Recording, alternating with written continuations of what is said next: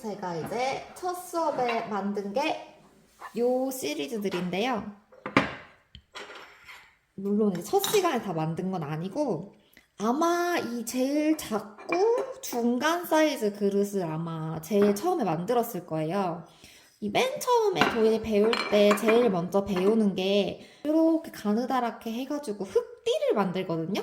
굴리는 게 균일하게 동글동글하게 굴리는 게 은근히 어려워요.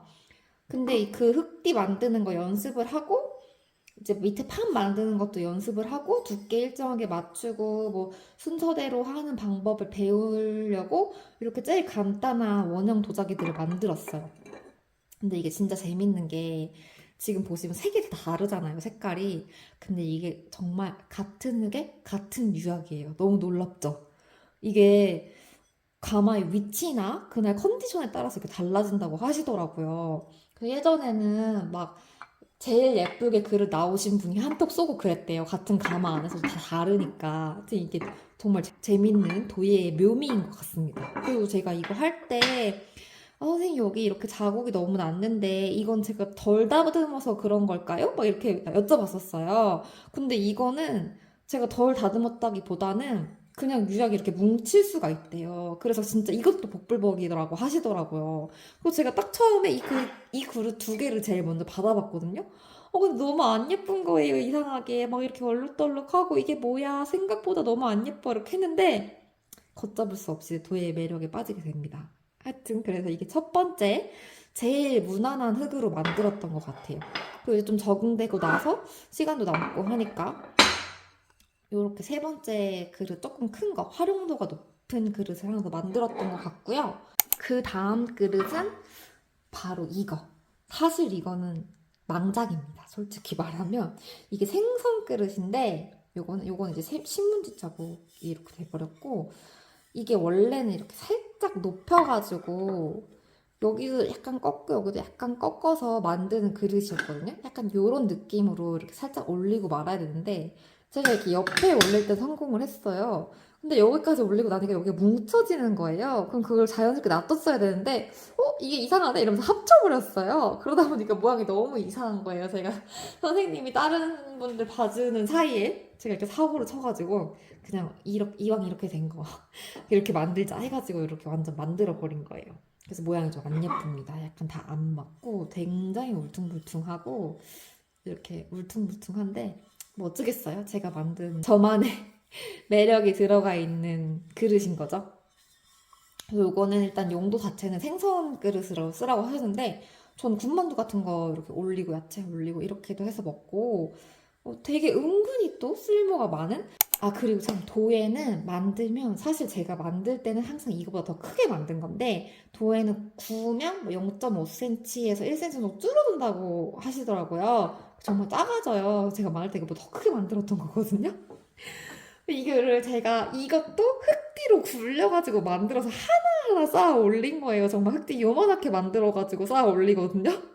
너무 힘들어서 선생님 저 그냥 딱 이만큼만 할래요. 이렇게 해가지고 선생님은 더 올려보는 게 어때요? 하셨는데 제가 아니에요. 선생님 전 많이 했어요. 해가지고 만들었던 그릇입니다. 선생님이 샐러드 볼로 써도 되고 아니면 삼계탕이나 밤계탕 같은 거 그런 국물 있는 요리 담으면 좋을 것 같다고 하셨어요. 그래서 이거는 진짜 이 색도 너무 이쁘지 않아요? 진짜 이건 인정입니다. 저 이 색깔 너무 좋아해요. 그 다들 예쁘다고 하셔서 이 유약 되게 좋아하시는 분들 많으셨어요. 그래서 약간 헷갈리는데 어쨌든 제가 컵을 만들었어요. 컵. 사실 이 컵을 제가 이거보다 훨씬 큰 컵을 집에 가지고 있는데 정말 애착컵으로 잘 썼거든요. 근데 그거는 이제 어디서 증정품으로 받았던 컵이라서 좀 이렇게 칠도 벗겨지고 이래서 좀 내가 만들어보자 이번에 성분 좋게 해서 나한테 몸에 좋게 이렇게 만들어서 했던 건데 이거보다 조금 더 커야 될 것 같은데요, 커야 될 것 같은데 하는데 선생님이 이미 너무 큰데요? 막 하시는 거예요. 이렇게 큰 그릇을 생각을 못 하셨나 봐요. 저 정말 큰 그릇이었거든요, 원형으로. 그래서 그래도 이 정도면 되려나요? 하면서 만들었는데 역시 만들어 보니 더 줄어들어서 더 작았다 생각보다. 그 요거는 저는 이제 몸통 같은 건 똑같은 사이즈로 하려고 했고요. 뭐 맞춰진지는 모르겠지만 손잡이 같은 경우는 일부러 다르게 했어요. 그리고 이 손잡이는 사실 제가 선생님이 예시로 가르치는 용으로 두 개를 만들어 주셨는데 제가 그냥 그거 그냥 제가 쓸게요 해가지고 선생님이 만들어 주셨던 거 그대로 붙였어요. 그 도예의 신기한 점이 이 손잡이 이런 거 만들 때 본드를 따로 쓰지를 않아요. 같은 물성으로 된 똑같은 흙이다 보니까 본드 필요 없이 그냥 흠집을 약간 내고 흙물을 사용해서 하거든요. 근데 정말 견고하고 단단합니다. 이게 잘 안 떨어질까 하는 만들 때만 해도 의심이 있었는데 아주 정말 잘 버텨줍니다. 저는 이 컵 너무 마음에 들고 잘 쓰는데 저희 엄마 아빠는 이 손잡이가 너무 바닥에 붙어 있어서 불편하다고 하시더라고요. 뭐 그럴 수도 있겠다 싶은데 전 잘 어쨌든 모르겠다는 거? 전 마음에 든다는 거? 아 그리고 여기 이름 같은 경우는 제가 안 남기고 싶었거든요. 선생님이 처음에 남기라서 남기다가 선생님 저 이거 그냥 아무것도 안 쓰면 안 돼요? 했는데 선생님이 그래도 자기 작품인데 하나 남겨야 된다 이렇게 하셔가지고 웬만한 작품은 다 들어가 있어요. 뭐 이게 바닥을 만들고요. 그 다음에 그러니까 뭐 중간중간 손질하고 이러는 얘기는 빼고 바닥 만들고 그 다음에 또 흙띠를 굴려서 만들어서 한 층 한 층 쌓아 올려요. 그럼 이제 사이사이 흙띠 사이에 이렇게 틈이 있을 거 아니에요? 그건 이제 도구로 다 메꿔요.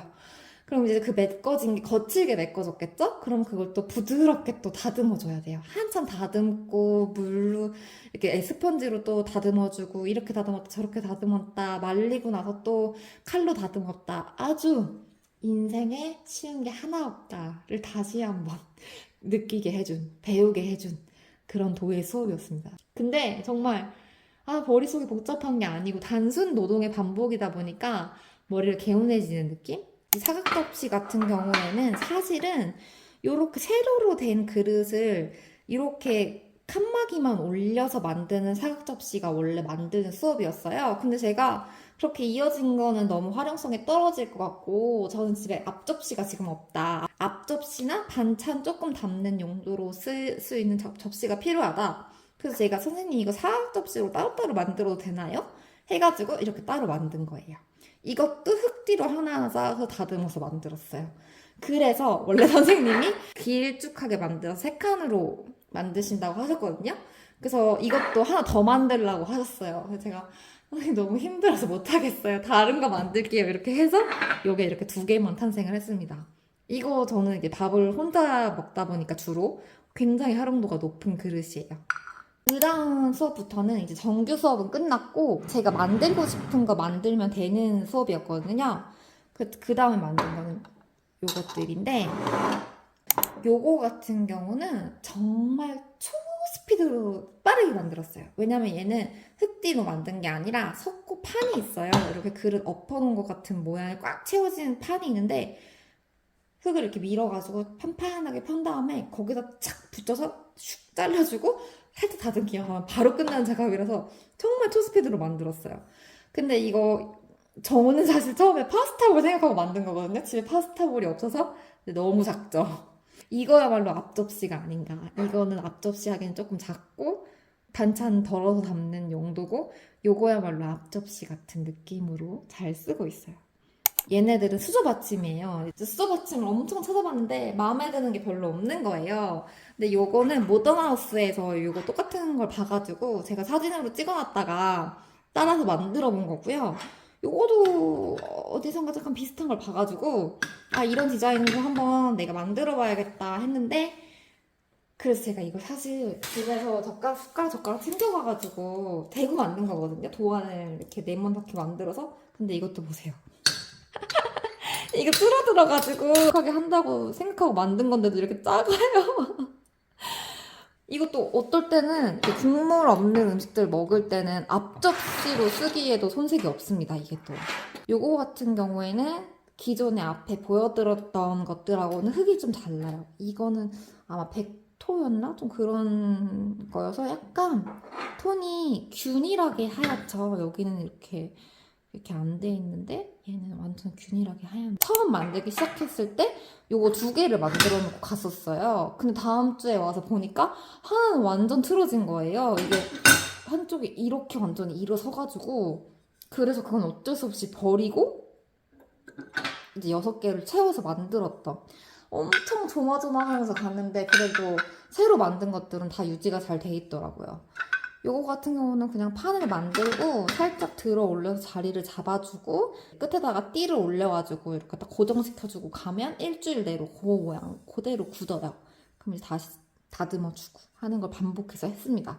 근데 아무래도 제가 이제 손으로 만들었다 보니까 공장에서 만든 것처럼 착착착착 포개지지는 않고요. 이렇게 약간 자유자재로 포개지는 느낌이 있고 그리고 이렇게 이물질도 좀 많이 들어있는 것처럼 보여요. 그리고 요거는 수저 놓으면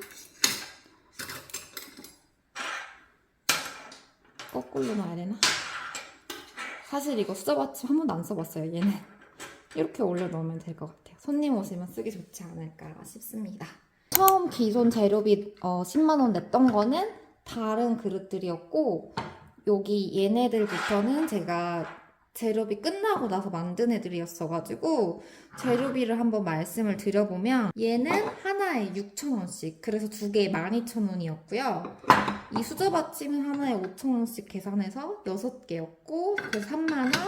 여기는 이거는 하나에 1,000원씩 해서 2,000원. 그래서 이렇게 끝나고 나서 44,000원을 추가로 보내드렸어요.